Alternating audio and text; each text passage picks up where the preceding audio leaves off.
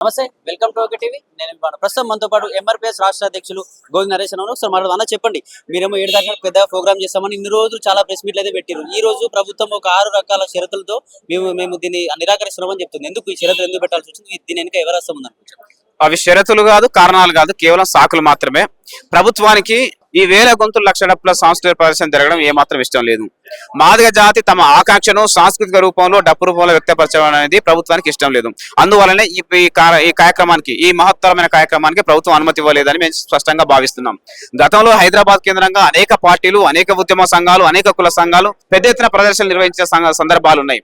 మరి వాళ్ళకు లేని షరతులు, వాళ్ళకు లేని కారణాలు మాకు మాత్రం ఎందుకు చెప్తున్నదో ప్రభుత్వం ఆలోచించాలని చెప్పేసి ఈ సందర్భంగా మేము కోరుతున్నాం.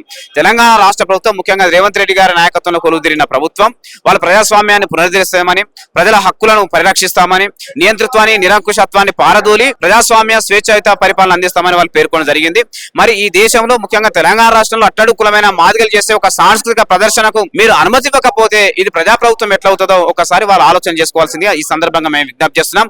మీరు ఇచ్చినటువంటి అనుమతిని నిరాకరిస్తూ మీరు తీసుకున్న నిర్ణయాన్ని పునఃసమీక్ష చేసుకుని తక్షణమే ఈ కార్యక్రమానికి అనుమతి ఇచ్చి ప్రభుత్వం తరఫున సహాయ సహకారాలు అందించాలని మాదిగ జాతి తరఫున రేవంత్ రెడ్డి గారి ప్రభుత్వానికి మేము విజ్ఞప్తి చేస్తున్నాం. వాళ్ళు ఏం చెప్తా ఉన్నారంటే, ఫిబ్రవరి 7 వర్కింగ్ డే కాబట్టి, సెలవు దినమైన అంత ఇబ్బంది ఉంది కాబట్టి వర్కింగ్ డే రోజు ట్రాఫిక్ ఇష్యూస్ వస్తే ప్రజలకు ఇబ్బందులు జరుగుతాయని చెప్తా ఉన్నారు. దీని ప్రభుత్వ వర్కింగ్ డే లో చాలా కార్యక్రమాలు కూడా జరుగుతున్నాయి కదా. కాంగ్రెస్ ప్రభుత్వం కూడా చాలా కార్యక్రమాలు చేసింది కదా. కాంగ్రెస్ ప్రభుత్వం కూడా ర్యాలీలు, ధర్నాలు నిర్వహించిన చరిత్ర ఉన్నది కదా. నిన్న కూడా కాంగ్రెస్ పార్టీ అంబేద్కర్ విగ్రహం దగ్గర పెద్ద ఎత్తున ప్రదర్శన కూడా చేసినాయి కదా. వాళ్ళు వర్కింగ్ డేస్ లో చేసిండు, వాళ్ళు అనేక కార్యక్రమాలు కాంగ్రెస్ పార్టీ తరఫున చేసుకున్నారు. రేవంత్ రెడ్డి గారు కేసీఆర్ ప్రభుత్వం అనేక సందర్భాలు వర్కింగ్ డేస్ లోనే హైదరాబాద్ లో ర్యాలీలు చేపట్టింది కదా, అనేక కార్యక్రమాలు నిర్వర్తించింది కదా. మరి వాళ్ళకు లేని అడ్డంకులు మాకెందుకు? వాళ్ళకు ఒక విధంగా, మాదిరికి ఒక విధంగా చేసే పరిపాలన సరైన పరిపాలన అవుతుందా? ఒకసారి ప్రభుత్వం పునరాలోచన చేసుకోవాల్సిందే విజ్ఞప్తి చేస్తున్నాం. ఇది శాంతియుతంగా జరిగేటువంటి, ఒక ప్రజాస్వామ్యబద్ధంగా జరిగేటువంటి ర్యాలీ. ఇది కేవలం మేము ఎల్బీ స్టేడియం నుండి పెద్ద అంబేద్కర్ విగ్రహం వద్దకు ఉన్నటువంటి ఈ ప్రాంతంలో మాత్రమే ర్యాలీ నిర్వహించాలని మేము అనుకున్నాం. హైదరాబాద్ లో ఇది ఒక ప్రధాన సంబంధించినటువంటి ఏరియా. ఈ ఏరియా మినహాయిస్తే మిగతా హైదరాబాద్ మొత్తం ట్రాఫిక్ తలెత్తే సమస్య లేదు కదా, పబ్లిక్ ఇబ్బంది అయ్యే పరిస్థితి లేదు కదా. ఇక్కడ కార్యక్రమాలు జరిగిన ప్రతి సందర్భంలో పోలీస్ శాఖ, ట్రాఫిక్ శాఖ సమన్వయం చేసుకుని రూట్ను దారి మళ్లిస్తూ ట్రాఫిక్ ఏ విధంగా క్లియర్ చేసి ప్రజలకు తగిన ఏర్పాట్లు, తగిన ప్రత్యామ్నాయ ఏర్పాటు చేసేది కదా. ఈ కార్యక్రమాన్ని కూడా ఆ విధంగా చేయవచ్చు కదా. ప్రత్యామ్నాయ మార్గాల్లో ప్రజలు పోవడానికి ఏర్పాటు చేసుకోవచ్చు కదా. ఇన్ని సౌకర్యాలు ఉన్నప్పటికీ కూడా, ఇన్ని మార్గాలు ఉన్నప్పటికీ కూడా కేవలం ఈ కార్యక్రమం విజయవంతం కావడం ప్రభుత్వానికి ఇష్టం లేకనే అనుమతి నిరాకరించినట్టుగా యావత్ మాదిగ జాతి భావిస్తుంది. మొదటి 6 ఏదైతే 6 ఇచ్చిందో అవి, అందులో మొదటిదే మీరు 1,00,000 డబ్బులను మాకు ఎందుకో చెప్పలేదని చెప్పేసి నిరాకరించామని చెప్తారు. నిజమేనా? మీరు ఇన్ఫర్మేషన్ ఏమి ఇవ్వలేదు? అది సరైన కారణం కాదు. మా టైటిల్లోనే మేము ఎంతమంది వస్తామో స్పష్టంగా ఉంది. లక్షల డప్పులు, వేల గొంతులు అన్నాం. లక్షల డప్పులు అంటే 1,00,000 మంది వస్తున్నారని ప్రభుత్వం స్పష్టంగా అర్థమవుతుంది కదా. పోనీ అది ఇవాళ ప్రకటించే కార్యక్రమం కాదు కదా, దాదాపు నెల రోజుల క్రితం ప్రకటించే కార్యక్రమం. ఇది ప్రభుత్వం దగ్గర సమాచారం ఉంది, ప్రభుత్వ అధికారుల దగ్గర సమాచారం ఉంది, పోలీసుల దగ్గర సమాచారం ఉంది.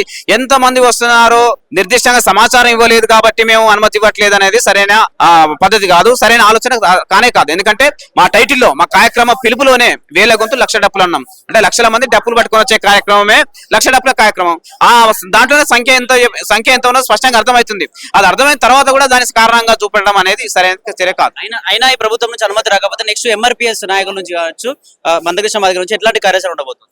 మేము మళ్ళీ ప్రభుత్వం ఏదైతే మాకు అనుమతి నిరాకరిస్తూ నిర్ణయం తీసుకున్నదో ఆ నిర్ణయాన్ని పునఃసమీక్ష చేసుకుని మరొకసారి ఆ నిర్ణయాన్ని పరిశీలన చేసి మా కార్యక్రమానికి అనుమతి ఇచ్చే విధంగా ప్రభుత్వాన్ని కోరుతూ మరొకసారి మేము లేఖ పెట్టడానికి సిద్ధమవుతున్నాం. ఆ లేఖను వారు పరిశీలించిన తర్వాత వాళ్ళని వచ్చే సమాచారాన్ని బట్టి తదుపరి కార్యాచరణ మేము ఏ విధంగా తీసుకోవాలనే మీద 1-2 రోజుల్లో నిర్ణయం తీసుకుంటాం. దానికోసం మా కార్యవర్గం అంతా మరొకసారి కూర్చొని గౌరవనీయులు మందకృష్ణ మాదిగ నేతృత్వంలో చర్చించిన తర్వాత తదుపరి నిర్ణయం మందకృష్ణ మాదిగ గారు ప్రకటిస్తారు. కానీ ఏదేమైనప్పటికీ కూడా ప్రభుత్వం ఈ మహత్తరమైన కార్యక్రమానికి అనుమతిస్తే ఒక గొప్ప శాంతియుత ప్రజాస్వామిక పద్ధతిలో జరిగే గొప్ప సాంస్కృతిక ప్రదర్శన అవుతుంది. ప్రపంచంలో ఎక్కడ జరిగని ఒక అరుదైన కార్యక్రమం, గిన్నిస్ బుక్ లో ఎక్కేంత స్థాయిలో ఒక గొప్ప ప్రదర్శన జరగబోతున్నది. ఆ ప్రదర్శన జరగబోవడానికి సహకరించినందుకు రేవంత్ రెడ్డి ప్రభుత్వానికి మంచి పేరు వస్తుంది. అలాగే ఆ కార్యక్రమం నిర్వహించినందుకు మాదిగ జాతి కూడా ప్రపంచవ్యాప్తంగా ఒక గుర్తింపు వస్తుంది. కాబట్టి దానికోసం ప్రభుత్వం సహకరించాలని కోరుతున్నాం, సహకరిస్తుందని ఆశిస్తున్నాం, భావిస్తున్నాం. దాంతో పాటు ప్రతి గ్రామం నుండి మాదిగ ప్రజలు ఇప్పటికే స్వచ్ఛందంగా తరలి రావడానికి సిద్ధమైనలు. ఇప్పటికే ప్రతి మాదిగ ఇంటిల్లో ఒక డప్పును కొనుక్కున్నారు. ప్రతి మాదిగ ఇంటికి కొన్ని డబ్బులు వేసుకొని స్వచ్ఛందంగా వాహనాలు సమకూర్చుకున్నారు. ప్రతి ఇంటి నుండి పెద్ద ఎత్తున తరలి రాబోతున్నారు. తెలంగాణ రాష్ట్ర వ్యాప్తంగా ఉన్న 10,000 గ్రామ పంచాయతీల మాదిగ బిడ్డలందరూ స్వచ్ఛందంగా పెద్ద ఎత్తున లక్షలాదిగా తరలి రాబోతున్నారు. ఈ కార్యక్రమానికి ప్రభుత్వం సహకరిస్తే ఇది శాంతియుతంగా ప్రజాస్వామ్యబద్ధంగా జరుగుతుంది, గొప్ప కార్యక్రమంగా చరిత్రలో నిలిచిపోతుంది. సహకరించాలని ప్రభుత్వం కోరుతున్నాం. Thank you.